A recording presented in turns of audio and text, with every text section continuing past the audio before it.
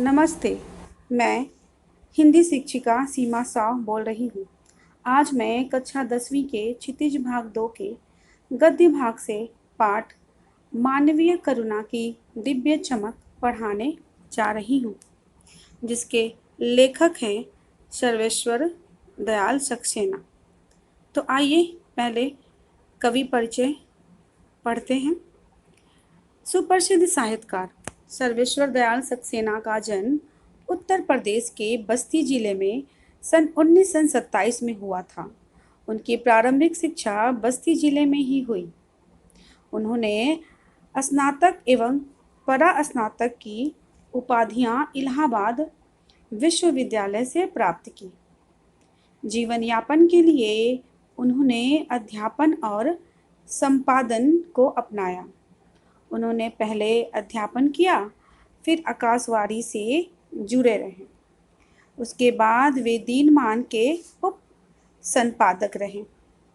उनका चर्चे और चरखे नाम से शुरू किया स्तंभ बहुत लोकप्रिय हुआ। उसके बाद उन्होंने बच्चों की पत्रिका पराग का संपादन किया। सन 1983 में उनका देहावसान हो गया। सर्वेश्वर दयाल सक्सेना की प्रमुख रचनाएं: काठ की घाटियां, बांस की पुल, एक सूनी नाव, गर्म हवाएं, जंगल का दर्द, खूंटियों पर टंगे लोग कविता संग्रह है, पागल कुत्तों का मसीहा, सोया हुआ जल उपन्यास है, लड़ाई कहानी संग्रह है, बकरी नाटक है, भौं भौं खौ खौ, वतूता का जूता, लाख की नाक बाल साहित्य है, चर्चे और चरखे उनके लेखों का संग्रह है। खुटिया पर टंगे लोग के लिए उन्हें साहित्य अकादमी पुरस्कार से सम्मानित किया गया था। सर्वेश्वर दयाल सक्सेना की रचनाओं में मध्यवर्गीय जीवन की महत्वाकांक्षाओं, सपनों, संघर्ष, शोषण, हादसा और कुंठा का चित्रण किया गया है। उनकी अभिव्यक्ति में सहजता और स्वाभाविकता नजर आती है। तो इस प्रकार हमने सर्वेश्वर दयाल सक्सेना के बारे में जाना। आगे पाठ को विस्तार पूर्वक पढ़ेंगे और समझेंगे।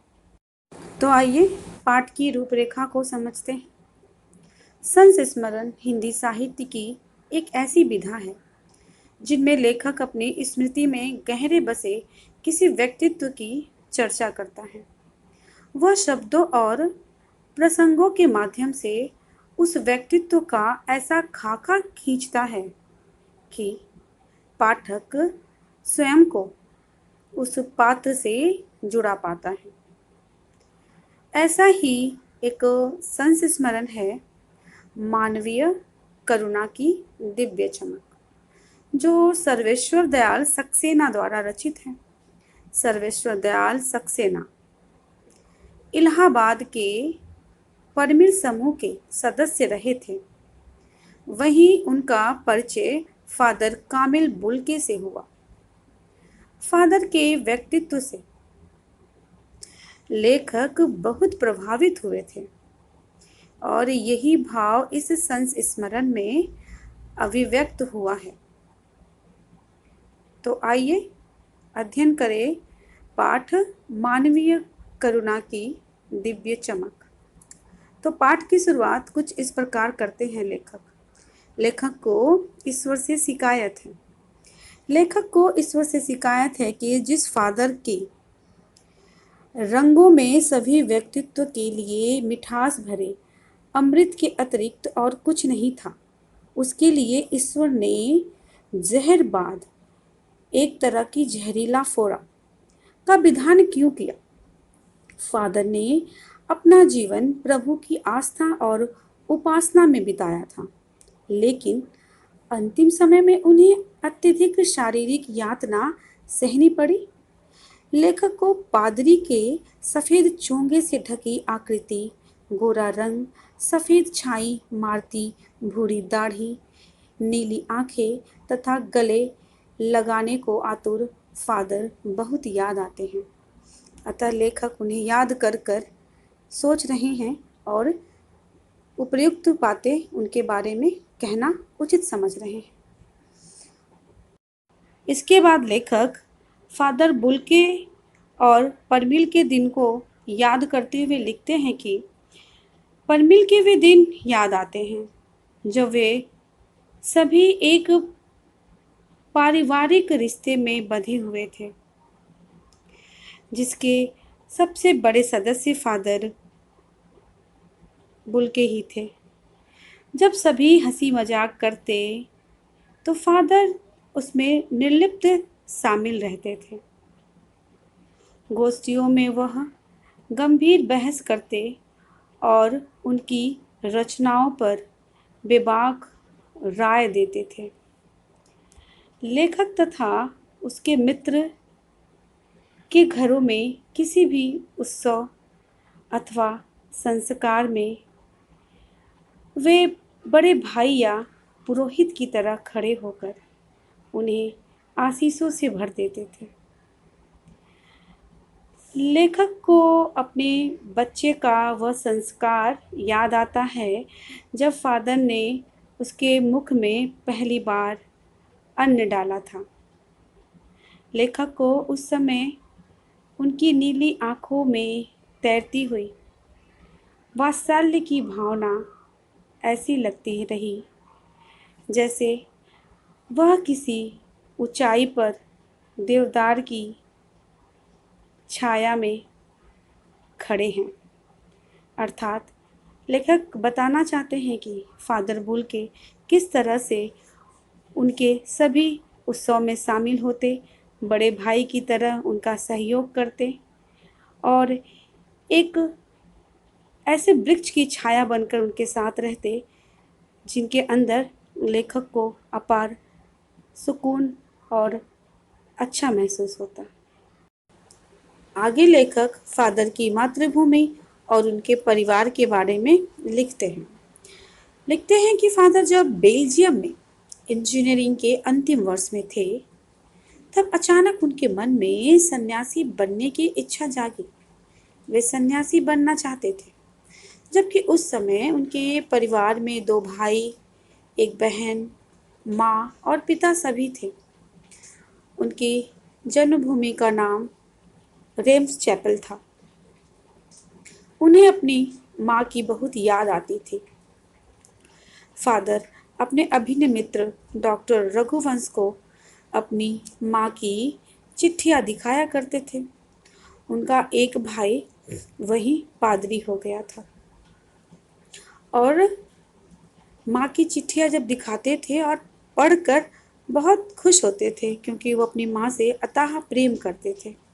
फिर कहते हैं कि उनका एक भाई था जो वहीं पादरी हो गया था और एक भाई काम करता था और उनके पिता व्यावसायिक थे और बहन जिद्दी थी। उसके विवाह के लिए वह चिंतित रहते थे। भारत में बस जाने के बाद 2 या 3 बार वह अपने परिवार से मिलने बेल्जियम भी गए थे। अतः इस प्रकार लेखक अपनी मातृभूमि और अपने परिवार के बारे में फादर बुल्के के बारे में बताते हैं। किस तरह से फादर बुल्के अपनी माँ, अपने भाई और बहन की चिंता किया करते थे। इसके बाद लेखक लिखते हैं कि फादर किस तरह से भारत में शिक्षा प्राप्त किए, रोजगार किए और अपना जीवन यापन किए। तो लेखक लिखते हैं कि फादर जब इंजीनियरिंग के अंतिम वर्ष में थे तो वह धर्मगुरु के पास जाकर बोले कि मैं सन्यासी बनना चाहता हूँ, अर्थात सन्यास लेना चाहता हूँ।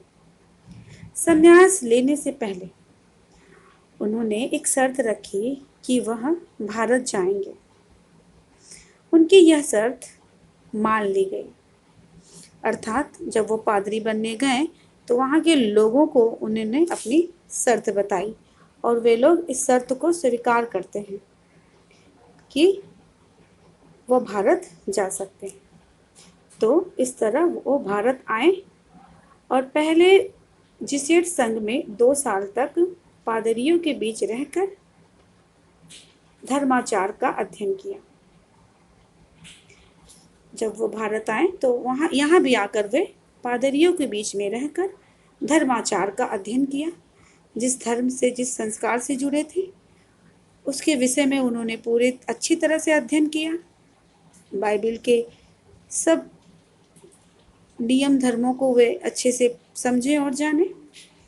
इसके बाद वे 9-10 वर्ष तक दार्जिलिंग में पढ़ाई की। उन्होंने फिर कोलकाता से बीए करने के बाद उन्होंने इलाहाबाद में एमए किया।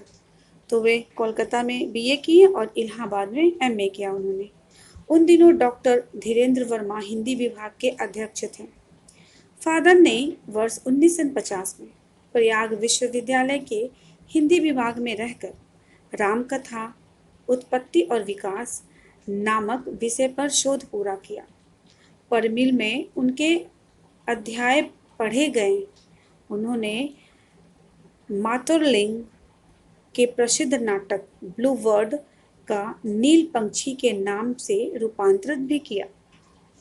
बाद में वह सेंट जेवियर्स कॉलेज, जो रांची में है, में हिंदी तथा संस्कृत विभाग के विभागाध्यक्ष हो गए।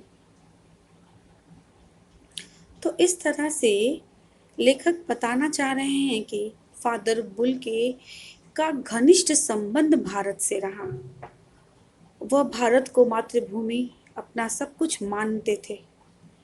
इसके बाद वह दिल्ली आए और 47 वर्ष देश में रहकर 73 वर्ष का जीवन जीने के बाद पंच तत्व में विलीन हो गए, अर्थात उनका देहांत हो गया। लेखक फादर बुल्के के बारे में बताते हुए शोक प्रकट कर रहे हैं। तत्पश्चात फादर का अंग्रेजी हिंदी शब्दकोश तैयार हुआ। फादर ने अंग्रेजी हिंदी शब्दकोश तैयार किया और बाइबल का अनुवाद भी किया। फादर को हिंदी के विकास और उसे राष्ट्रीय भाषा के रूप में देखने की बहुत चिंता थी। वह अपनी इस चिंता को हर मंच पर प्रदर्शित किया करते थे। शायद वह हिंदी को राष्ट्रभाषा के रूप में प्रचारित करने का प्रश्न, एक ऐसा प्रश्न उनके मन में आता था कि राष्ट्रभाषा हिंदी ही हो, जिस पर वह कभी कभी झुंझला उठते थे। उन्हें इस बात का बहुत दुख होता था कि हिंदी वाले ही हिंदी भाषा की उपेक्षा करते रहते हैं। वे नहीं चाहते थे कि हिंदी भाषा जैसी समृद्धशाली भाषा का अपमान हो, वो भी भारत के द्वारा। अंत में लेखक लिखते हैं कि फादर की मृत्यु हो गई। 18 अगस्त 1982 की सुबह 10 बजे का समय था, जब दिल्ली में कस्मीटी गेट के निकलसन कब्रगाह में उनका ताबूत एक छोटी सी नीली गाड़ी में से उतारकर एक लंबी, सकरी, उदास पेड़ों की घनी छांव वाली सड़क से कब्रगाह के आखिरी छोर तक ले जाया गया, जहां धरती की गोद में सुलाने के लिए कब्र खोदी हुई थी। फादर की देह को कब्र के ऊपर लिटाकर मसीही विधि से अंतिम संस्कार शुरू हुआ। वहां पर उपस्थित कई लोगों ने उन्हें श्रद्धांजलि अर्पित की, जिसमें सेंट जेवियर्स के रेक्टर फादर पास्कल ने उनके जीवन और कर्म पर श्रद्धांजलि अर्पित करते हुए कहा, फादर बुल्के धरती में जा रहे हैं। इस धरती से ऐसे रत्न और पैदा हो। इसके बाद उनकी देह को कब्र से उतार दिया गया।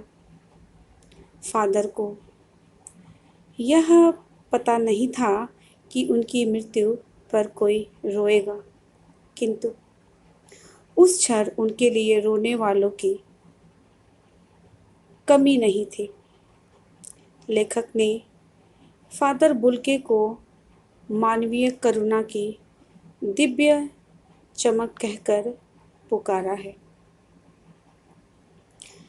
अतः इस पाठ से लेखक ने यह सिद्ध कर दिया कि मानव का व्यवहार, उसका व्यक्तित्व ही सर्वश्रेष्ठ होता है। जिस तरह से फादर बुल्के दिव्यता लिए धरती पर जन्म लिए थे, उसी दिव्यता के साथ वह धरती पर विलीन हो गए। लेखक ने बड़े दुख प्रकट किया। अतः पाठ मानवीय करुणा की दिव्य चमक यही समाप्त होता है। मुझे विश्वास है कि आपको पाठ अच्छे से समझ में आया होगा। पाठ को ध्यान से पढ़िएगा और समझने का प्रयास कीजिएगा। धन्यवाद।